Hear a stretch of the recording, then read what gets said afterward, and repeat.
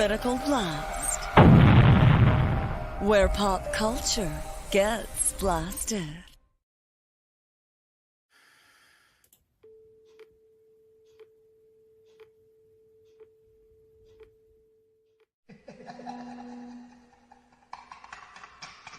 Two types of people in the world. Those who are content to blend in. These people walk through life like beige socks, uninspired and bored. And there are those who expect more, exciting. They have pizzazz. Eventually, the beige sock people get lost or devoured by the ones who stand out. Do you want to be devoured, Richard? No. What was right?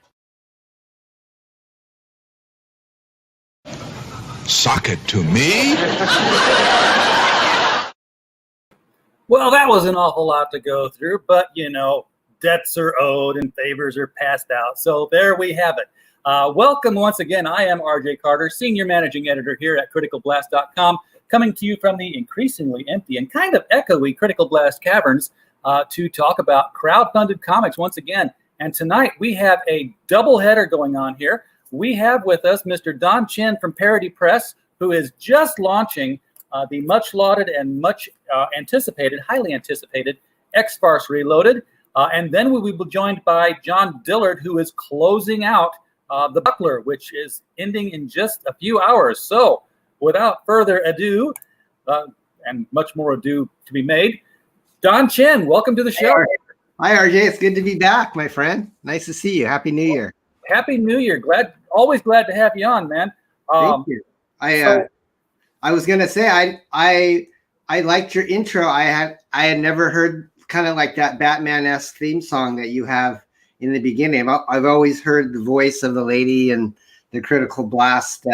Is that a new theme that you? No, we've been using it for a while because you know, you've used StreamYard and it comes with, you know,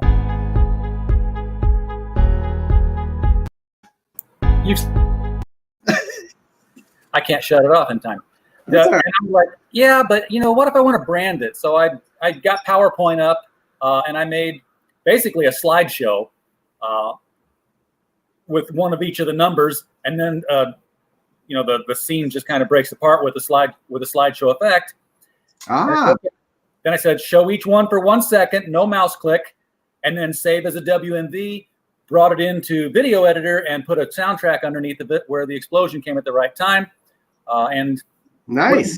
Which is why it's not a 30-second countdown, because my music with explosion wasn't 30 seconds. Is that like a royalty-free song? Yes, it is. Nice. 27 seconds. I'm like, well, okay, I'll cut 3 numbers off. I don't have to have a 30-second intro. I felt like I wanted to put like on a Batman cape and go save somebody. I used to have a full Batman costume among the many costumes I still have and wear, and I don't have the Batman one anymore. I should take care of that. But like when Michael Keaton's movie was out, I had the full rubber pullover face mask. What did you think about the announcement that they're going to bring him back as the definitive Batman along with Robert Pattinson? Is that a real announcement, or is that like a high-level rumor? I thought it was real. I didn't click enough to know whether. I mean, I just saw it all over Twitter, and yeah, it's coming from Grace Randolph, and she's kind of hit or miss. So okay, so but just take it with a grain of salt. Yeah, and basically, if that's true, then they're doing Batman Beyond with Batgirl instead of, you know, the next Batman. Yeah, because he'll be in retirement. He's not going to go out and fight crime. Not Michael Keaton these days. Although I don't know, he could probably still. He did the Vulture pretty well. Yeah, that's true. That wasn't that long ago. You know, and he's in a costume, so for the stunts and stuff, they could probably put, you know, a more agile older person. Exactly. Yeah, but he'd be good to bring in. I guess that's how they're going to flashpoint it. They're going to. Barry Allen's going to mess with time again because that's all Barry Allen does. I don't know. There's there's only so many times they can kill Nora Allen before the story gets old, and I think we've crossed that point.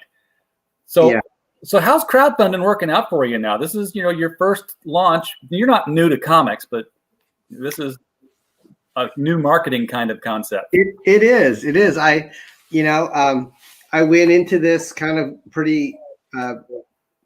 What's the word when you're the color when you're new to something? Is it blue or green or green? You were green. I was green. Okay. I don't know why. But.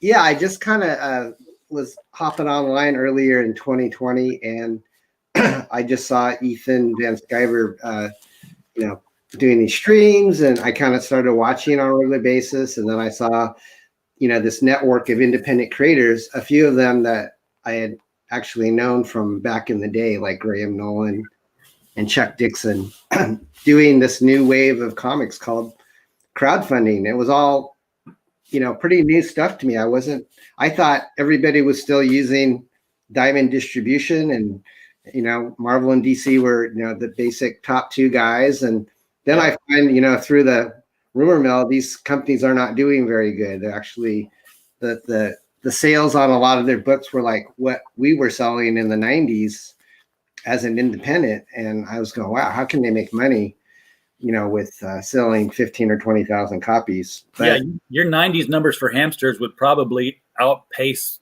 current numbers for Batman. They probably would.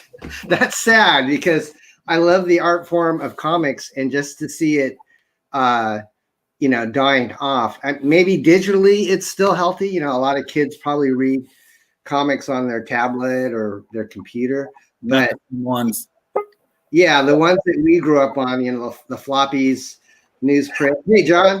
Hey. How are you, bro? John Dillard. Great. Thank you for having me. Oh, thank you for coming on, man. Man, you have your own YouTube channel, right? I do, yeah.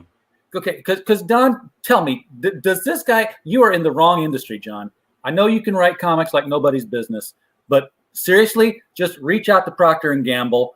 You can sell anything. Just talk about it. You've got that announcer voice. You should be on a game show somewhere telling people how many cans of turtle wax they've won. I thought you were going to tell me I had a career in dancing. No, I haven't seen that yet. But. Did you ever do any like DJing, John? Or no, never. Wow, you got it. I just spoke very poorly when I was young, and I got made fun of a lot, so I had to practice in front of a mirror a lot. Yeah, he's got a. I'm envious of John's voice. It's very professional. He could do radio. I'm telling you, he could, and he's got the face for. I will. Oh, hey. I will say I did accept $20 into my PayPal to read a portion, a part in a comic book, so somebody could advertise. So I technically I'm a professional voice actor. You're a voice actor. You've done VO. Oh man, see that's where the real money is. Are you getting much sleep, John? I know you have a newborn in your house. No, not. I'm getting terrible sleep, but I'm on paternity leave, so I don't need sleep. I wake up at 3 a.m, and I was like, I'll just get some cereal and watch this kid. I'm not have to go anywhere. Yep, you can go to sleep at 8 o'clock later on when he's sleeping. All right, boy or a girl? Little girl, another little girl. Yeah, super cute. That's why I was rushing back. I had to go get myself a bottle of pre-mixed margarita so I could I could deal with these kids. Don't put that in the bottle. Don't put that in the baby bottle. No, you put the bourbon in the baby bottle. And that's why. Awesome. So we are looking. First and foremost, we're going to look at the new book on the block, X-Farce Reloaded. Now this is just launched 5 days ago. It's already 85% funded. So, you can do that when you're Don Chin. We set the bar low, and it's not my only source of income, thank God. And we took out some money from the government, so that always helps. Yeah, I'm not getting money from the government for some reason. My Trump money's not here. So are people getting 600 or more than that? 600 per person. Okay, I thought he was really fighting for 2000, but then McConnell shut it down. Is that the whole thing? Yeah. The turtle is still the arch villain in this story. So I got mine already. Wow. Yeah, but I had it Thursday. I don't know what I want to do with it though. We can show you some books to back. I'll back John's book, and he can back mine, and it'll all be, you know. Oh, there we go. And if you're really stuck for ideas, there's a PayPal tip jar down here in the description that we hardly ever talk about, but it's there. Okay. Because we don't do those super chat things yet. I say that like I'm high and mighty and above it all. We don't have the 4,000 hours yet. We are 2,700 and change. We'll get there someday. So for all you folks in the chat who are just looking for that super chat button, you're skating by for free right now. We'll answer your questions for nothing. Wow. You're gonna do it, RJ. You're very consistent and persistent, and I'm stubborn. And you were talking earlier about how Diamond was the only shipping game in town. That's not true anymore. That's right. There is Critical Blast Logistics, John. I don't know if you've heard us talk about that, because I only talk about it every other day that ends in a Y. No, I haven't heard about it. What's Critical Blast Logistics? We are every time I talk with you guys and everybody else is a guest, I always come out with these ideas. Hey, you should do this, or you should talk to this guy. And we finally were talking with these bunch of UK folks, and I almost opened my mouth because they were talking about, the shipping's always kills us. The US people, we know that it costs an arm and a leg. And I said, you ought to, and this voice in the back of my said, you ought to keep your mouth shut at this minute. Right? Don't say nothing. And I didn't say nothing. And I sat down, I crunched the numbers, and I figured out that if we could have somebody who wanted to do a crowd fund in the UK or in Australia or Canada or wherever, talk to us first. We'll work out the numbers. You drop ship what you sell to us, and then we distribute from here. We can get a UK basic book. You got your book and trading cards, whatever, your Gemini mailer labeled. We can do it for $8 shipping. Mm-hmm. That's great. There you go. So go ahead and say it's $10 because your currency is going to fluctuate. Who knows when and where? Nobody's going to care if you make $1 off the shipping. It's when you're charging $20 and you're sending it out media mail that they start to really get pissed off. Right. Yeah. I talked to Comedy Mark over in the UK. I was on his show earlier this week, and I mentioned you, and he said he actually had been talking to you. Yeah, he has. And he's got something. I guess he's printing over here. Oh, really? Or something. So he's already just getting it distributed from the printer, which is fine. But if you want to sign stuff and put cards in it and all kinds of good stuff, then it gets in the way. But the real gist of that is now, Don, is that if we have multiple clients doing that and they overship to us, because I'm going to encourage that, so that if they go in demand, the books are already here. If I have an array of books, I can start contacting U.S. comic book shops and saying, hey, we have hard to get crowdfunded import books here that aren't on your shelves, and we can help you get them there. And then they just buy them straight from us. They'll take you like 2 Charlie's Londons, 1 Mary Boys, 3 Lucents, and we'll put it in one box. So they only pay 1 shipping domestic for foreign books, and then we pay the money back to the people who own the book. We make the money on the shipping. And if we're doing that, then all you domestic crowdfunders might as well start overshipping some books here too to us, because we can just say, and we also have some domestic books. Oh, yeah, that's a great idea, man. That sounds great. So we'll be like the diamond for crowdfunding. I like that. Speaking of crowdfunding, you've got a video on this, and I'm going to blow it up. By which I mean I'm going to make it fit the screen. I'm not going to reach out there and explode it. Bill Mouse is in the chat. He's the guy that drew our cover. So, hi, Bill. Hey, Bill. Bill should get a link and pop in here and talk about X-Farce. X-Farce. X-Farce. I'm sorry, I said it with a Canadian accent. Excuse you. Yes. All right. Here we go. Let's take a look at this puppy.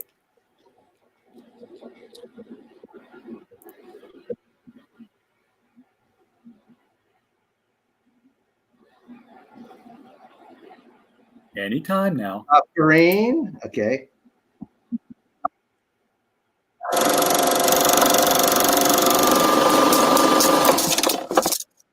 My name is Professor Baldy. and I run a school for juvenile delinquents. But not just any delinquents. Mine are specially gifted. You might even call them mutants. Trust a few reformed ex-cons. Tangerine. Am I the apple of your eye, Bubba? Jeannie Gray. Beastie Boy.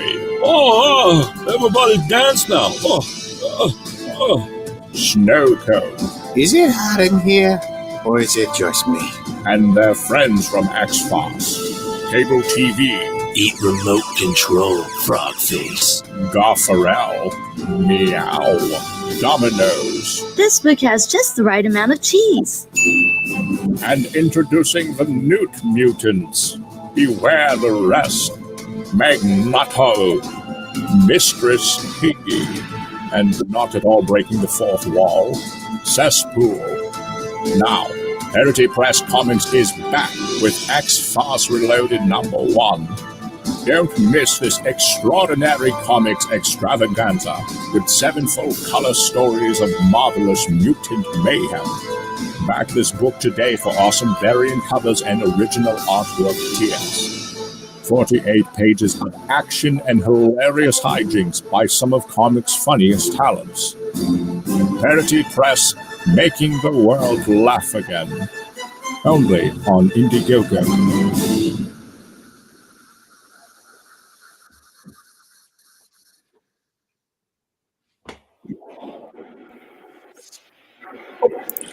Very. I have a question. Yes, John. Okay, all of the little Easter eggs that you put in every single image and all that stuff, are those written? Do you write those out? It depends. I mean, a lot of times I'll suggest humor in my scripts, but like Bill Mouse did a lot of that artwork, and so he's kind of like the Sergio Aragonés type of guy that can just, we work well together. So he does a lot of gags that I don't like on the X-Farce cover that he did. I mean, he's got an issue of Cracked Magazine kind of underneath one of Cable TV's straps, and that's Cracked Magazine is the first book I ever got professionally published in. If you scroll down a little bit, RJ, the full cover image is in there. There you go. There you go, right there. Yeah, that's my Cracked Magazine debut. But as far as like what specifically did you see, John, that you wondered about? Oh, just the little things like the stuff inside of Cable TV's belt that's popped open, like the little Spawn toys and all that stuff. Yeah, that's all Bill. he's Okay.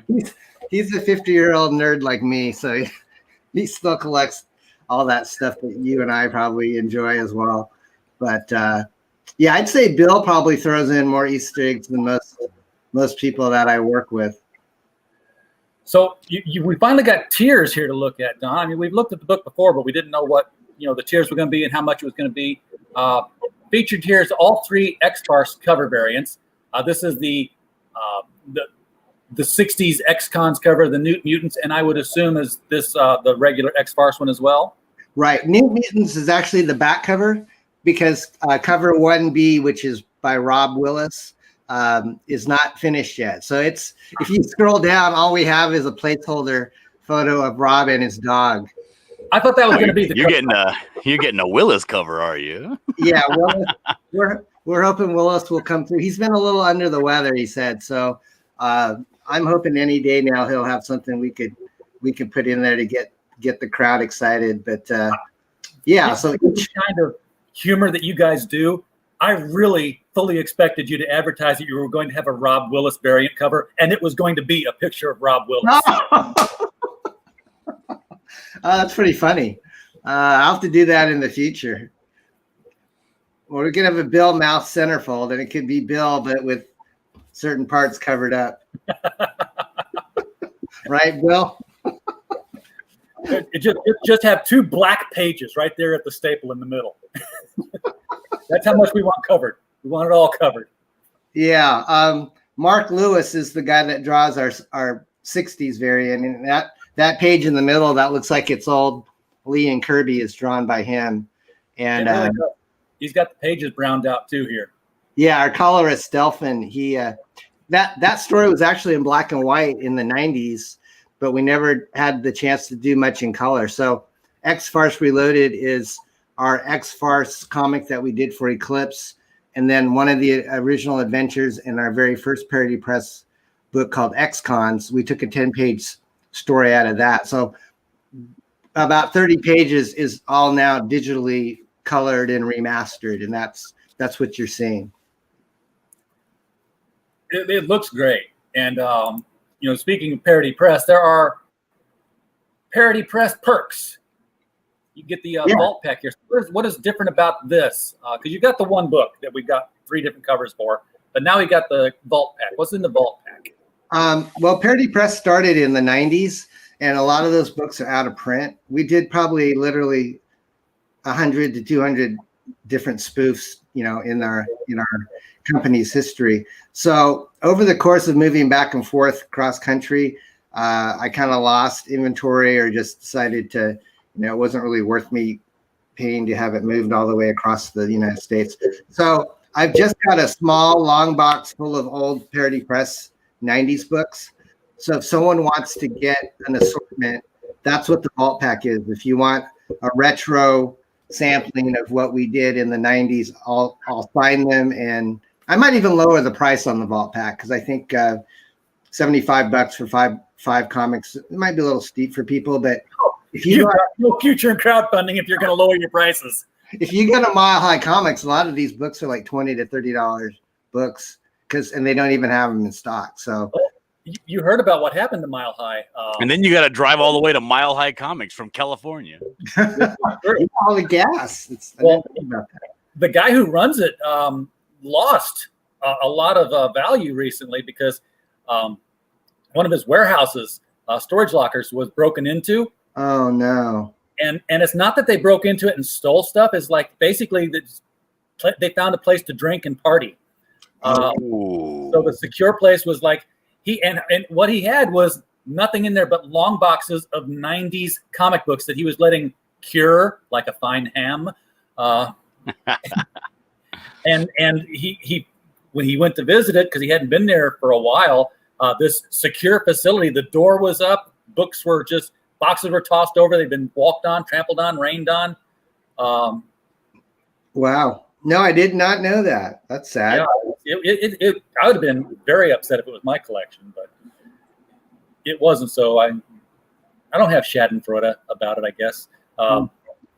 The idea that, somebody's going to keep a bunch of 90s books and watch them appreciate in value, I kind of chuckle at. Yeah. That era had a lot of there was no shortage of a lot of books, especially like a lot of the image comics. Yeah, I mean, I still have no trouble finding a Spawn #1 anywhere.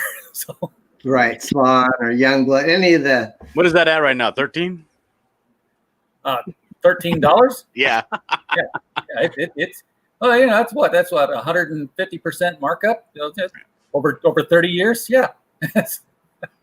God, was it 30 years ago? I know. We're old. Not John so much, but you and I. Yeah, not me. No, when Spawn came out, I think I was maybe 11, 12. Okay. Yeah. Okay. Yeah. Well, listen, when we had to walk to the comic shop in the snow barefoot uphill both ways. Wow. Hard-earned 35 cents for a cover. Oh yeah. Those were the days. That was about when I was really getting into it. I'd ride my bike to like Circle K, and they had the spinner rack and anything Marvel. Pretty much, I bought a few DC, but I really liked Machine Man by Jack Kirby. That was one of my favorite. That was very cool. And you know what, John? When you got to the end of the book, that story was over. You didn't get 12, 15, 112 issues of more story to come. Next issue was a brand new story. You were just screwed in the story. Wait a second. Isn't that what's happening nowadays anyway? We only get about three issues and then they reboot. Well, yeah, that's Captain Marvel. But yeah, you get Batman. You get all. I will say when I was buying comics, I was very poor, so I never actually read the comics for the story because I was never able to get the next issue. It was always that looks cool. I can buy that comic this week, and that's it. The next week, I might not get a Spider-Man. I might get a Lobo. I might get a Ghost Rider. Well, at least the Marvel books then, they were still pretty much, this is your story. They were starting to get into like the 6-parter kind of deals, like the Kraven the Last Hunt, and some of the other stuff they did. But when you start off with Batman #1 and that like I'm sticking with this for the next 50 issues because that's when the wedding is, that doesn't happen. And then it's supposed to go out for another 100 issues. You're like, this is Days of Our Lives with capes and no action. And nobody wants that, which I think nobody spoke loud and clear. I liked your the ticker down there, the stepchildren of the atom. Yeah, I was trying to think, what can I say that's clever? And I was like, well, forget clever. What can I say that sounds similar? And I went with similar. X-Farce Reloaded 6-pack. What do we have in a 6-pack of X-Farce Reloaded? This is you get 6 copies of X-Farce Reloaded. Beautiful. Is it all the same cover, or do you get 2? Yeah, we give you 2 of each of the variants. Nice. And so maybe I should throw in some beer. Maybe we'd sell one if I said you actually get 6-pack of comics and some Coors. No, I'm doing it again. What you do, Don, is you work out a deal with your local distillery, and you just say, I want the plastic rings, the 6-pack of plastic rings. And then you do I sell it as like a Sue Storm brand, like it's Invisible Beer or something? Something like that. Or you go to Sticker Mule and you say, okay, give me 6 different coasters with my X-Farce characters on it. And then you pop them into the rings, and then you have a 6-pack of beer coasters in a 6-pack ring carrier. That's kind of This guy's just giving away like free ideas. That's what I do. If I don't spend money on it, you go for it. You do it. Yeah. So the 6-pack is for that collector that wants to speculate or haven't sold any yet. So maybe have to read. This is all kind of new. The whole tier thing. I know John's probably crowdfunded before, but I just kind of like looked and saw what other people were doing, and this is kind of a new learning experience for me to get my feet wet and see what people like. And well, each issue is a $25 backing, which is appropriate, I think. How many pages is it? It's 48 pages, no ads, all color. Absolutely. So the thing is, it's $25 for each. There's 3 of them, so that's $75 for the set. And the thing is, you've got it at $75 for the set, so there's no bulk discounting going on there. And then it's $150 for 6 of them. There's no bulk discounting going on there, so that might be why nobody's jumped in on it. They're like, well, I'm not giving my $10 or whatever it is. Yeah, I think I just wanted to see how we did the first week, and if I think I need to adjust the pricing, we can do that. Yeah. Now, see, the retailers, they're getting the deal. They're the ones getting the money off of it because they're saving $50 here. Correct. Yeah, retailer 10-pack of X-Farce #1. Now you can't divide 10 by 3, Don. So yeah, they get 3 of each and then 1 of my choice. Okay, it'll be a grab bag. Yeah. Oh, here we I'll be fulfilling this at my house, so I can give it that personal attention. I'm trying to scroll faster here now because I'm watching the time. I know you've got to get to other streams here real quick. It seems like everywhere I go tonight, I'm going to be in Don Chin's shadow. Are you going on Clint's show? Oh, yeah.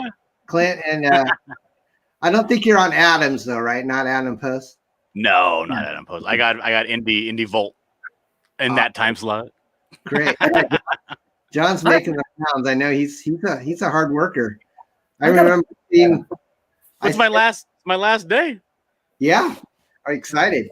I just got news right before I came in from the liquor store that the book passed 10K. So I'm like, oh, thank God. Wow, and then I was like, oh no, because I promised that 10K that I was going to be shipping out an entire other book. Oh really? Yeah. Well, that's great, man. I'm proud of you. I remember coming on a stream, when I first got into this whole community and watching you draw, and then you were kind of posting on Ethan's stream. Your children's illustration book for Cyberfox. That was awesome. Wow, 10,000. That's congratulations. Yeah. That's a $300 jump from the time we started the show. Well, somebody had got a $300 tier, is what happened. Oh, okay. Yeah, it wasn't a bunch of sales. It was just one sale. That's great. I've been stuck at 1450. I keep on telling people it'd be nice to get to our goal, which is a measly 1700. So if you folks are out there and you got your Trump money, feel free to throw it. You hop on that Obama phone that you still got, and you use your Trump bucks to get and basically the government takes care of everything for you. And you got your X-Farce. It didn't move, Don. I just refreshed okay. it. Didn't. That's all right. I did though leave you a tip so you can buy some more beer. Well, thank you very much. I will do that. I was kidding really about that, I don't have a sense of humor, as people call that. I take everything literal. Yeah, the thing I think that I kind of wanted to highlight, RJ, if we could, is if you scroll down a little bit more, you'll see the executive lunchbox tier, which it's kind of got a collage of what comes. That's right. Yeah, that's that one. But the actual on the left hand side, you'll actually see it's more towards the bottom. Okay. Oh, I did see this here, and I wanted to. That reminded me. I remember when Disney did buy Pixar and Marvel and all that good stuff. I had a short chat with Marv Wolfman about his character Bullseye that he created for Daredevil, and then I got on the horn to my friend Darren Goodhart, who's an artist, and had him draw this up and sent it to Marv. And Marv, it's Bullseye dressed as Bullseye. I love it. Oh, so cute. Should put that on a T-shirt. I don't own that one. Darren you put that on a T-shirt and get sued twice. So let me scroll. Look at that sexy picture of Rob Willis again. I know he's got the blue steel face. Yeah, that dude ain't no joke when it comes to being behind a pencil and paper. Jeez. Yeah, we have a lot of original artwork here. So if you folks are looking to buy original artwork, I think you passed it, RJ. It was. What did I miss? A few photos. There you go. Okay. Yeah, that's the one that has all 3 issues, and then they're all signed if you like. You get a metal lunchbox with the X-Farce team on it and a ceramic mug with the X-Farce cover. And Bill Mouse also contributes a nice inked signed sketch card with that tier. So that's 200, and that would include any stretch goals that we hit. We sold a couple of those. Cool. Yeah. The comic books don't fit in a lunchbox. The lunchbox is not. I was going to ask you to fold them up.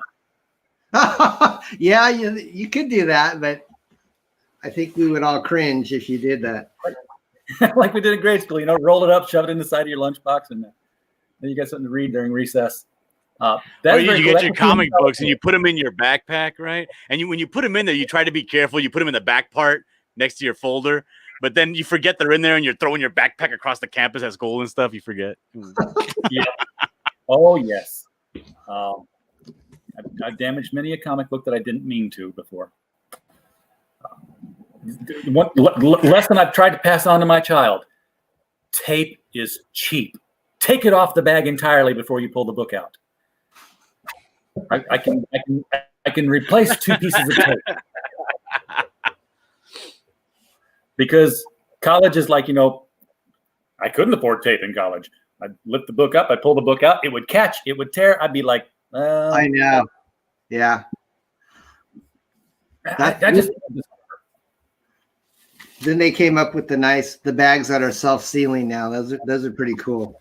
Yeah, I'm getting me some of those. That's what we're going to use for shipping out from Critical Blast Logistics.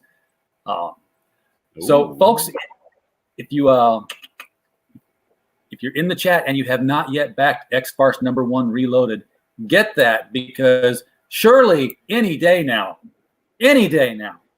Rob Liefeld's going to sit up and take notice and contribute something to this, and you'll be in and up before it'll be like a stretch goal.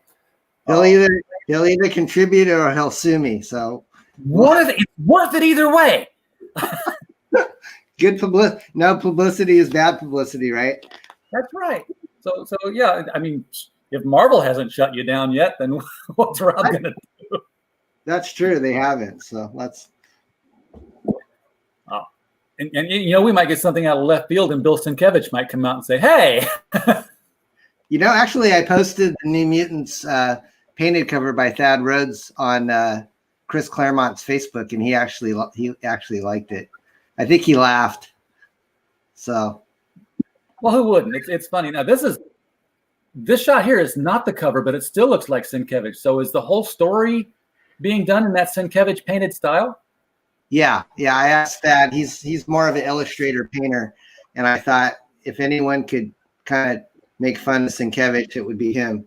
So that little shot you see there is the character Wolfsbane, not Wolfsbane, but Wolfsbane, because she turns into a Scottish Terrier instead of a wolf. Oh man! So she just kind of yaps at people.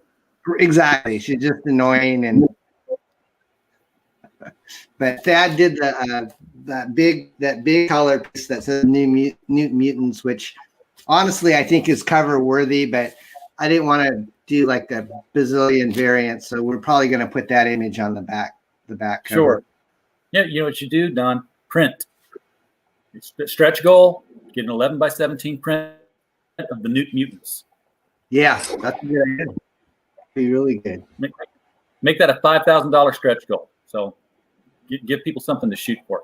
Now, yeah, this is something new. I'm not familiar with where you're going with this in the book. This is obviously Giant Beagle Boy.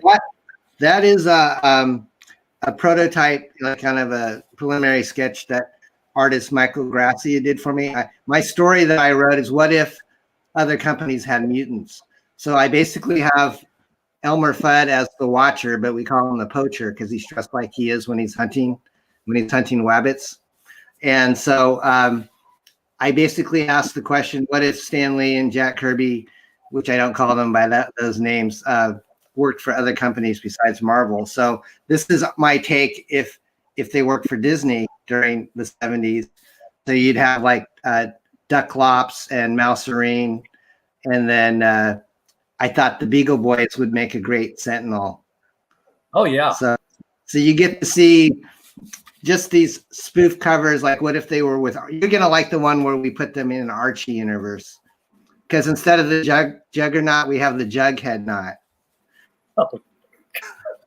So it's not just the Disney parody. You're gonna go through a bunch of different universes with mutants. Right. It's like a 3-page, gag a minute type of shtick. But I know you're a fan of kind of the 70s cartoons, and that's I couldn't do the book without giving you some Archie love. Well, I appreciate that. I've got like about 300 Archie digests on the other side of the door over there in a big book. We bought it from Toys R Us when they went out of business. It's where they put their books, whatever you call that thing. It's a shelf. It's a wireframe shelf. All right. Yeah. So, Don, it's 7:44. I know you said you had to leave early, so if you need to take off, totally understand. I'll just hang out and I'm going to send Adam a little message, and I can probably just hang out with you guys, but I want John to show his stuff since he's on the last. I sent a message too, because I'm like, I tried to tweet to him the other day and I found out I'm blocked. I'm like, I don't think I did anything to Adam to get a block. I must have got caught up in something. Huh. But then again, you never know. So this is the Buckler, which is in its last 7 hours, probably 6 hours since the last time I refreshed it. 199 backers. Okay, we got to make that 200 backers on this show right now. The next several minutes. John, I'm going to ask you about the Buckler in just a second, but I need to do two things. First, I need to change the banner at the bottom so that it's talking about the Buckler. And secondly, I need to play the video. So let's play that and see what we got with this.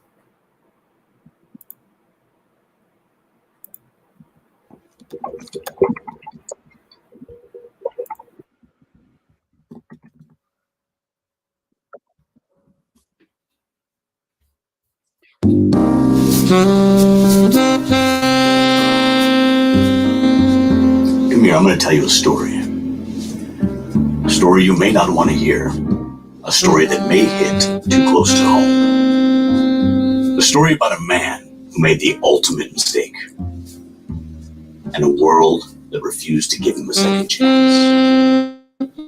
About the bastards that want and the love that he couldn't even contact. A story about the lengths a man will go to get back to the home he was forced to abandon. I want to tell you this story because you need to hear it. Because there's always a way back. But if you think it's going to be easy, you're wrong. And if you think you're ready for this story, you're not. Coming back is going to take everything that you don't want to give. And it's going to leave behind a trail of blood and bone. This is the story of the buckler.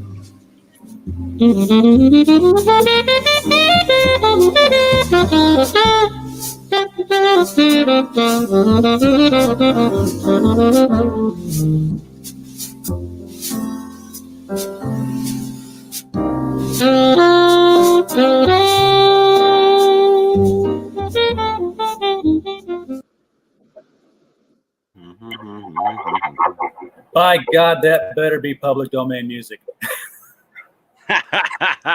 It sure is. I found that right on the YouTube free music library. There you go. Okay, then YouTube can't come back and say, hey, we're going to strike your channel for a little while here. Absolutely not. Hate when that happens. So I'm still showing full screen. I thought I clicked that off of there. Okay, well, let's see our shining faces up here one more time. So the buckler, he's the villain. And I think what I like about the buckler, as far as being a villain, is that he's not just a villain. He's not in hiding. He runs a bait and tackle shop called Buckler's Bait and Tackle. It's sort of like, we know where to find him. They sure do. But again, that's one of the main reasons I was trying to figure out a way to make this character less lame in being, a Canadian. So I was like, well, what could be a real good, legitimate reason that he would be in Canada? And then I started thinking to myself, well, you have to play with what people's perceptions are, right? And the perception in America is that Canadians are weak and feeble people. They're meek, they're polite.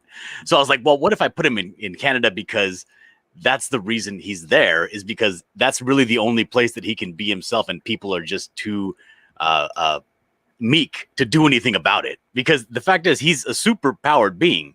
He does have powers, a little bit. He has the strength of 3 men. He has the healing ability of 3 times the speed of a normal human. Just everything amped up by 3. But anybody could take him out with a 308. If they're a good shot and they got a nice high-powered rifle, that's all she wrote for the buckler. So I put him there, and my reasoning for that is like, okay, they're not going to do anything. They're a little bit too scared. He's kind of a bull in a china shop anyway, because the guy's 6'6", 300 pounds of muscle. So what are you really going to do against somebody like that? You just let him be. Yeah. If he's not hurting anybody, leave him alone. And that's kind of how this book, kind of where the story starts, because he does begin to be too big of a problem to be left alone anymore. And so they decide that somebody needs to do something about the buckler and his shenanigans. And that's where kind of the big conflict comes to a head. Hey, John, who are your artistic influences? John Chris Felucci, mainly from Ren and Stimpy cartoon. Oh, really? Wow. And Mark Texiera. Okay, cool. And Sam Keith. I can see that. Awesome. I can see. I'd love to, for being, meek and gentle police. They look like they're kind of getting into beating on him here, although maybe they're not doing that great a job, because he looks like he's like, is that all you guys got? Come on here. Yeah, essentially, he's having the time of his life. I wanted to really make the cover. Yeah, I wanted to really make the cover him in his element. You know, like this is him having the most fun that he can have because he's not a smart guy. He's not a thinker. He's a brawler. You know, he's not a super villain that's going to make plans and have scenarios and backstab. He's just going to punch you in the jaw. You know, that's what he loves doing. Yeah. He plays to his strengths. With the strength of 3 men, your jaw is probably going to get dislocated. That's right. That's right. John, is that cover painted by hand or is it a digital? That's by hand. By hand. Yeah, that's actually, you can't really see it, but that's it behind me right there. Oh, nice. It's 18 by 24 acrylic and a little bit on the edges of the highlights, a little bit of airbrush. Okay, cool. Actually, you mentioned Sam Keith, and he and I worked on the Hamsters back in the 80s. But funny you mentioned John Kricfalusi because we did a Punisher spoof called The Pummeler, and Sam did the cover for us for that. And when I was talking to Sam about doing this Pummeler book, he said, "Hey, my cousin Dave Feiss would like to contribute." And Dave Feiss worked on Ren and Stimpy, and he's an animator. Wow. So he did a 1-page story called The Mumbler. It's the Punisher that you can't understand what he's saying. But that's a weird kind of tie-in that maybe you didn't know. Sam Keith's cousin worked on Ren and Stimpy. I did not know that. No, that's great. Because that's my absolute favorite cartoon of all time. I know. It's just everything just kind of opened up when I saw that. I remember I was in Madera, California, like way far away from my home, visiting my family out there. And I was little, maybe about 9 or 10, and we saw it was the episode of the Tooth Beaver when he had the little nerves hanging out of the gums of his teeth, and they were coming to pull it out. His eye was wincing and tears were coming out. Oh, it was the most hilarious thing I had ever seen on TV. Oh, I know. I couldn't get enough of it. That was a great show. I mean, I literally busted my gut a lot on that show. And when they take those hyper detailed panels in the middle of the animation, when they'll show, like, remember when that lady falls down off of that building and she starts giving Ren mouth to mouth, and he opens his eyes and he sees her, and it's this beautiful painting, this highly detailed painting of this grotesque woman, and in the background you hear like the sound effects of a wolf going like that stuff. Like they echo that today, even in like SpongeBob and some of these cartoons, because it was just so revolutionary. And that's what I loved about Chris Felucci, is that he would always tell his artists, I don't ever want to see you drawing the same expression ever.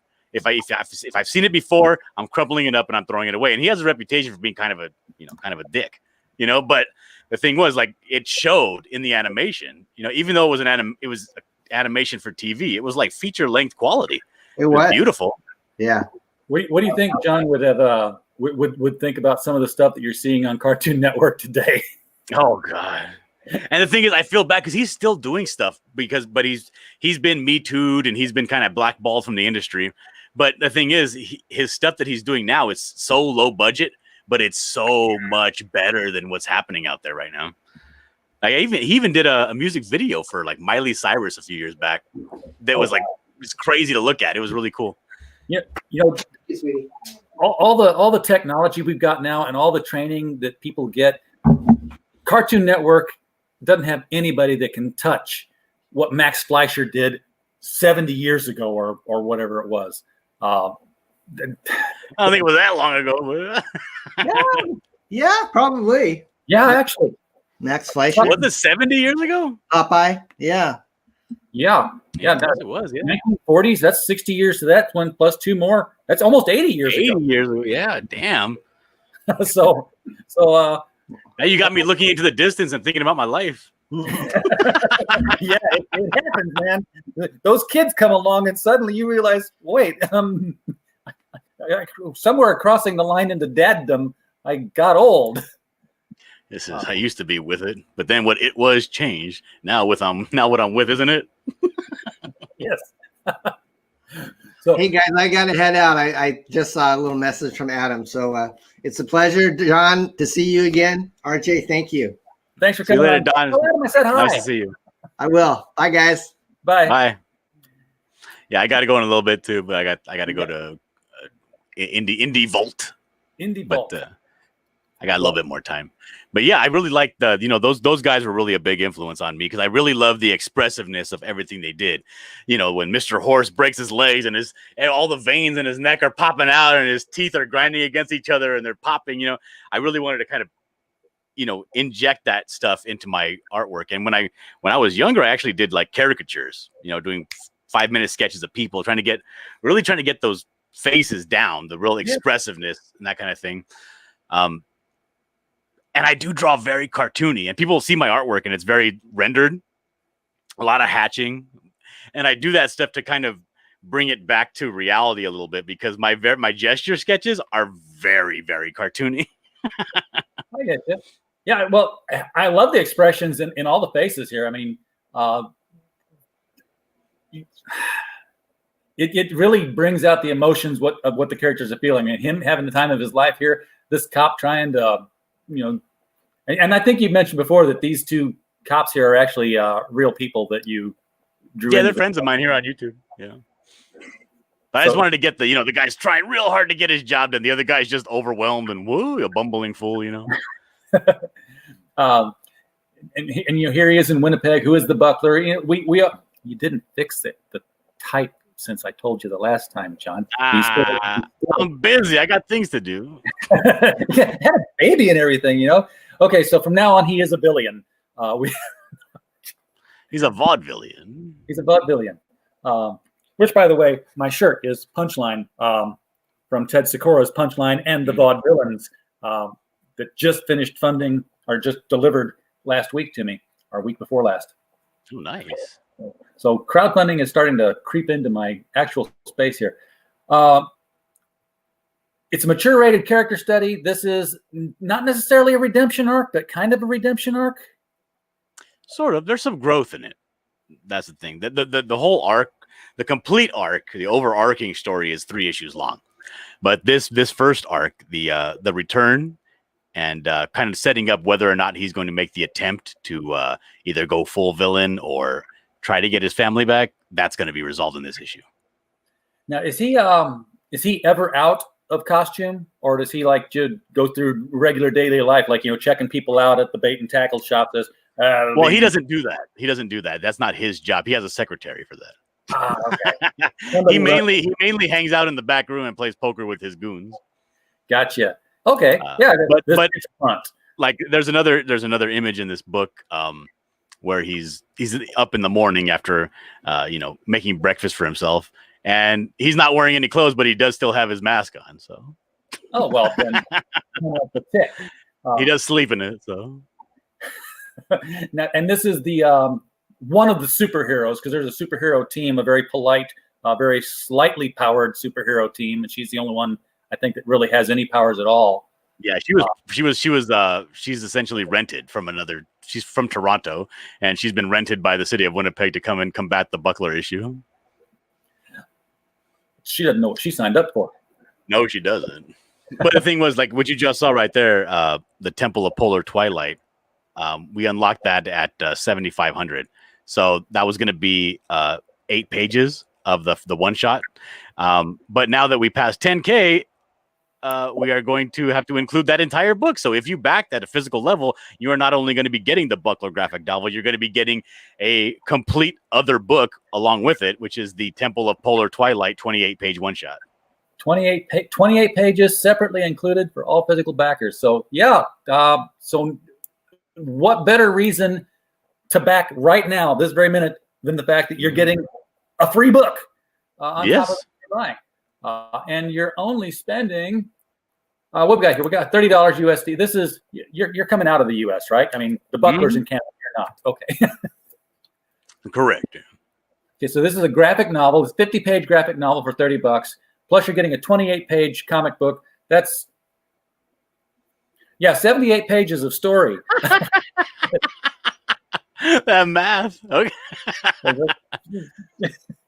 five on this book and 2. Hold on, let me untie my shoes here so I can count. 8 goes into 8 one time.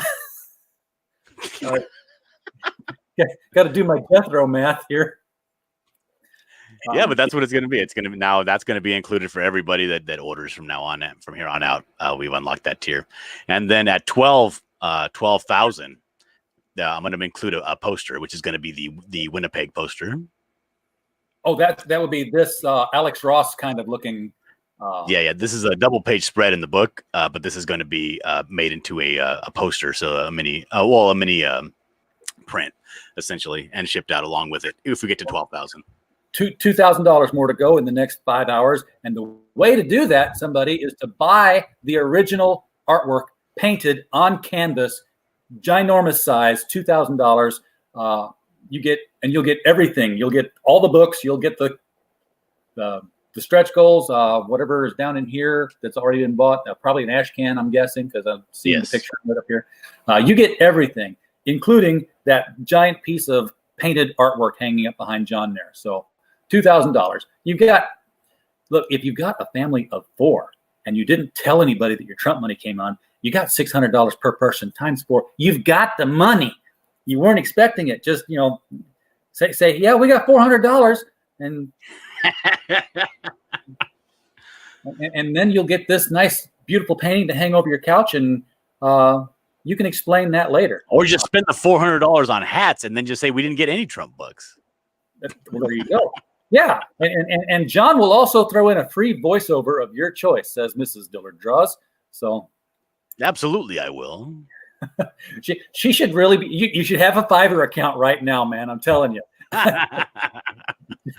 She's trying to put me on the streets and put me to work. Absolutely, set him up with a Fiverr account. Put a couple of his recordings out there. Just take in the money. In a world. Exactly. There you go. All right. So we're at the top of the hour. You've also got people to do and places to be. I do. Yes. Or something like that. You're going to be working all night long. I'm guessing you're doing back to back to back until this thing. I'm doing back to back to back until about 11:30, and then I'm going to go start up a stream on my own channel and just get drunk and celebrate. Get drunk and celebrate because you're funded, man. It's happening. How many pages are you into this right now? Oh, 50. But they're all, I need the color is what the issue is. Now, if you look at my artwork, my line art and my inking is the most time consuming thing about this. That's done. So now it's just coloring. And I got to get to work on that 28-page one shot. You got to start drawing all over again now. I was sitting there and I was thinking, there's no way I'm going to get there. I was more than halfway through my campaign. I was like 75% of the way through. And I was, I think I was like at 5,500. And I was like, there's no way I'm going to make it to 10,000. So I was just relaxing and doing my stuff. And it's so weird because most of these campaigns, you get the majority of your money in the beginning. You have that long lull in the middle. Yep. And then another push at the end, a smaller push at the end. This book, the majority of the money this book has made was in the middle of the campaign. That is weird. That defies all the expectations. And it just started growing and growing and growing. And I was like, what is going on? I got to get to work on stuff now. and as per usual, RJ's throwing out free ideas to people in the chat, and it turns into a career for them. Mrs. Dillard says she's looking right now. As we speak, she's researching how to create a voice actor demo. So we know what John's doing tomorrow night. RJ, you're killing me. Yeah, I'm killing you. But you know what? Now you're going to make me millions, RJ. I appreciate it. 30, they call it Fiverr, but it's 30 Fiverr pretty much. That's right. $35 got me this. Critical Blast. Where pop culture gets blasted. That voice is a little bit too sexy. Well, $35 got me this. Critical Blast. Where pop culture gets blasted. That's the same thing, just a different color. Different color, different voice.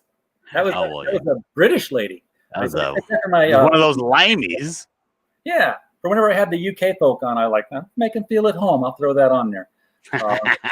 I'll have to get an Australian one next. I had one that was supposed to be super sexy. I'm like, I don't like any of it, but I paid for it. So you're gonna get some drunk Australian on there. Oh, Critical Blast. The comic books get blasted. Now, actually, I had another another British actress, but it's like she was like super perky, and we had all these different bits because we were going to do like podcasting before we were doing videos because we were like only 20 years behind the time at that point. And she's like, critical blast, where pop culture gets blasted. I'm like, you're a little too peppy. Take it easy. Take it easy, lady. Rein it in a little bit. But yeah, we're 1 hour in. You got shows to do. Get to those shows, man. Get this thing to 200 backers or more. I'm sure that Adam Post will or whoever you're going to after this is going to get you like 250 backers, I bet, before the night's out. 250, man. Why not 700 backers? 700 backers, good. I like that. Why are you selling me short? I don't know why this book hasn't done 7.6 million already. What's going on? I need that clip. You may be wondering why I'm not at 50. It's like, this definitely isn't the Kokomos behind me. Yeah. Okay. So you need get to 700 backers. That's only 501. There you go. You need 501 more backers. Carry the 3. Yeah. Hell, they can all come in at the digital tier, the digital buckler tier. That's an extra $5,000. Yeah, you wouldn't throw that $5,000. That's $15,000. That's when you got a nice stretch goal. That's nothing to sneeze at. I'll take $5,000 right now. Exactly. That throws you into that $12,000 category where you got to do more work. So that's right. But no, thank you so much for having me on, man. I appreciate it. Thank you for coming on, man. Glad to have you. And folks in the chat, glad you were here. We do appreciate you being here. We don't have a show without you. Mrs. Dillard Draws. Send me some of his samples when he's done. I want to see this job come to fruition. I want to say it was born right here. You know what I want to say? It's shake and bake, and I help. Shake it before you bake it. That's right, and I helped. So go on, get this thing pushed high, folks. Follow him wherever he's going tonight. I'm probably going to be in the chats there with you. So we will see you all sometime later this week. Don't know when yet. Good night. Night.